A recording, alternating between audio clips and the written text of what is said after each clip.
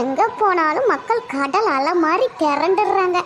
போகிறது போகட்டும், நம்ம வேணாங்களே, கொஞ்சம் ஜனங்களை பார்த்து பொறுமையாக போகலாமில்ல. அப்பா புடவை கடவையெல்லாம் பிச்சுக்கிட்டு போயிடுவாங்க கொஞ்சம் அசந்தமாக. நம்ம நெட்ட விளையாட்டு பேண்ட் சொக்காயை போட்டுட்டு வந்துடும். இந்த மாதிரி கூட்டத்தில் வரக்கலாம் இந்த சீலையெல்லாம் கட்டிட்டு வந்தால் இந்த கூட்டத்தில் பிடிச்சி இழுத்துக்கிட்டு போயிடுறாங்கப்பா. நாமளும் சேர்ந்து ஓட வேண்டியதாக இருக்குது. இந்த கூட்டமெல்லாம் குறையிட்டும் ஒரு பக்கம் நின்றுக்கலான்னு பார்த்தாலும் வந்தே இருக்கிறாங்க. நெட்டவள்ளி இங்கே பாருடி, இங்கே மாட்டிக்கிட்டேன் நான். உன பின்னாடியே வான்னு சொன்ன எங்க போய் நடுவுல நின்றுக்கிற? என் பொறனாடியே வா கூட்டமாக்குதுன்னு சொன்னேன். போய் இப்ப நின்ட்ட நடுவுல. இவரு வேற வந்த இடத்துல நொய்யின்னு எங்க நீங்க போங்க, நான் பின்னாடியே வந்துடுறேன். பத்மினி அக்கா கீதா எல்லாம் இருக்கிறாங்க. நான் ரொம்ப கூட்டத்தில் தொலைஞ்சு போற 5 வயசு பாப்பாவா நானு. நீங்க போங்க, எனக்கு வழி தெரியும், நான் வாரேன்.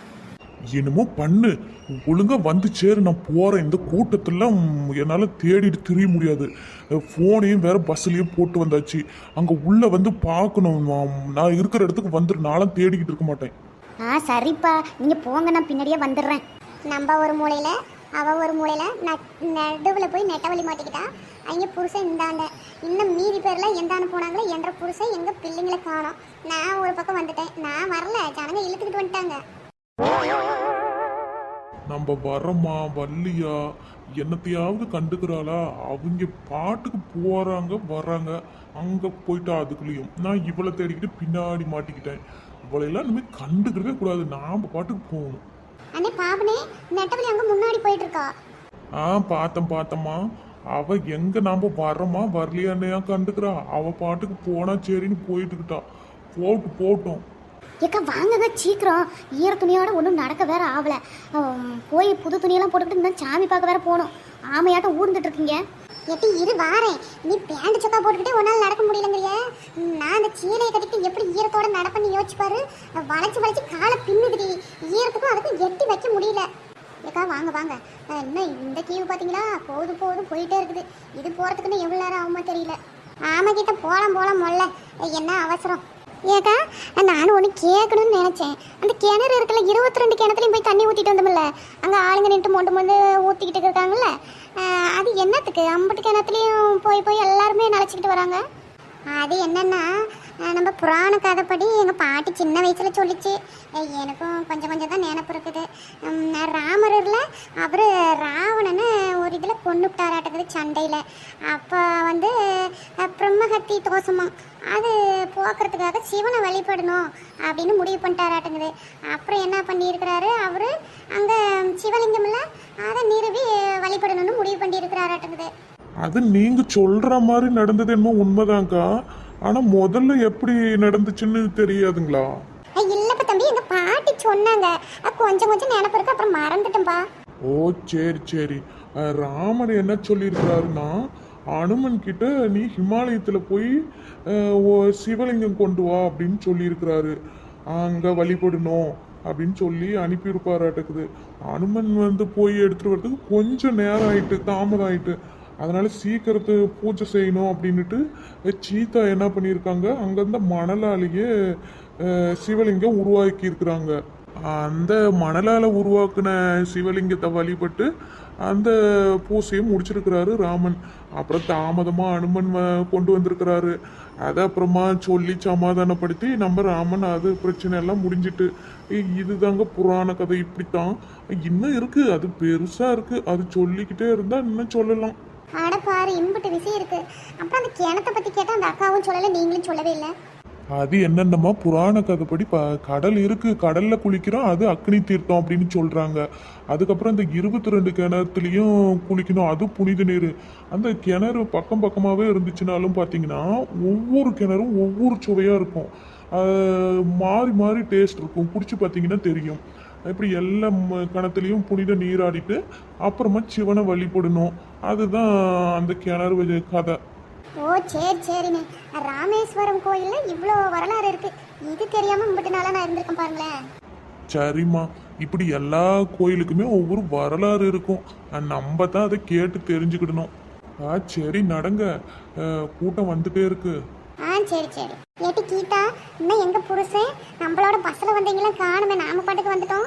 அவங்க என்ன கிணத்துலயே தீர்த்தம் வாங்கிட்டு இருக்கிறாங்களா? வாங்கிட்டு வரட்டுக்க, பொறுமையா எங்க போயிட போறாங்க, இங்க தானே வந்தாகணும். ஆமா அதுவும் சரிதான், இங்க தானே வரணும், அப்ப பாத்துக்கிடலாம். அண்ணே நல்ல தலை மேல படுற மாதிரி ஊத்துங்க. ஊத்துறேன் இறப்பா பொறுமையா. ஏட்டி உமா, ஒரு கிணறும் பக்கம் பக்கமாக இருக்குன்னு பார்த்தா அதே இருக்குதுடி ஒரு கிலோமீட்டர் தள்ளி தள்ளி நடக்க முடியல. ஏக்கா என்னக்கா பேசுறீங்க? அது என்ன நம்பூட்டில் இருக்கிற தொட்டியா?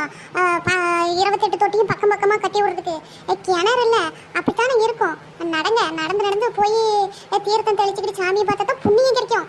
அதுக்கு இல்லடி, நான் நினச்சிக்கிட்டேன் சும்மா ஒரு 10 வச்சா ஒரு கிணறு இருக்குன்னு. இது பார்த்தா இந்த தளவில் ஒரு கிணறு இருக்குது, அந்த தளவில் ஒரு கிணறு இருக்குது. இன்னும் எப்போ இதெல்லாம் முடிச்சுட்டு சாமியை போய் பார்க்கறதுக்கு எவ்வளோ நேரம் ஆகும்னு தெரியல. நம்மளோட வந்தவங்களாம் விட்டடிச்சு விட்டு போயிட்டாங்க. நம்ம வந்தோமா வரலையான்னு கண்டுக்கிட்டாளுங்களா பாரு. ஏப்பா சேட்டு, உன் பொண்டாட்டி பிள்ளைங்கெல்லாம் ஆளையே காணோம். ஆளுக்கு முன்னே எல்லா கிணத்துலையும் தீர்த்தம் வாங்கிட்டு ஓடி போயிட்டாளுங்களா கூட்டமாக இருக்குதுன்னுட்டு?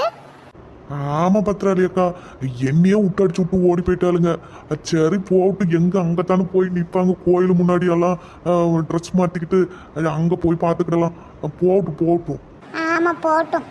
என்ன ஒவ்வொரு கிணத்துக்கும் ஓடி போகிறதாகுது. கொஞ்சம் நடந்து போகலான்னா விட்டடிச்சு விட்டு ஓடி போயிடுறாங்க. அதுதான் கொஞ்சம் சிரமமாக்குது. ஏட்டி உமா, நீயும் விட்டடிச்சு விட்டு போயிடாதானே, கொஞ்சம் பொறுமையாகவே போகலாம். சரிக்கா.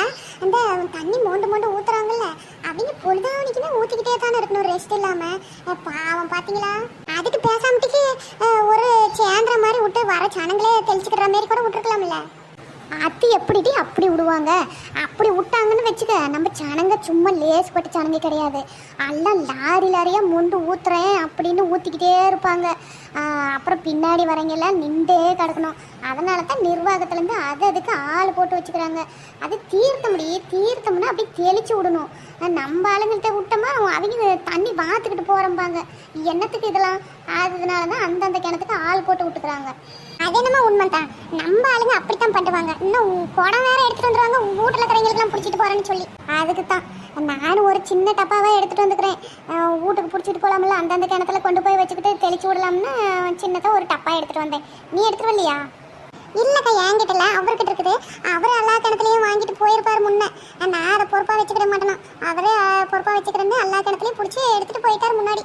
சரிக்கா வாங்க, அத்தை தெளிச்சு விட்டாருல்ல, அடுத்த கிணத்துக்கு போவோம். இன்னும் 9 கிணறு இருக்கு, எல்லாம் தெளிச்சுக்கிட்டு சீக்கிரமா நாமளும் போகலாம். இல்லைன்னா அவங்க விட்டுட்டு நம்மள சாமி பார்க்கவே போனாலும் போயிடுவாங்க, சொல்ல முடியாது. போகலாம். ஆனால் யாரும் விட்டுட்டு போக மாட்டாங்கப்பா. அது முன்னாடியே சொல்லி வச்சுக்குது. 6 ஃபஸ்ட்டு போனாலும் அங்கே என்ட்ரன்ஸில் வெயிட் பண்ணுங்க, பின்னாடி வரீங்க வரட்டும்னு சொல்லியிருக்குது. சரிட்டி உமா, கிணத்தையே எட்டி பார்த்துட்டு கிடக்காத. அதான் தீர்த்தம் போட்டாச்சு இல்லை, நட போகலாம். இல்லைக்கா, கிணறு எம்பிட்டு ஆழமாக இருக்குதுன்னு பார்த்தேன். தண்ணியெலாம் கருன்னு அப்படி சுத்தமாக இருக்குது. சரி வாங்க போகலாம். இன்னும் அந்தாண்ட கிணறுலாம் எத்தனை கிலோமீட்டருக்கு அந்தாண்ட இருக்குது தெரில. அப்பா சிவா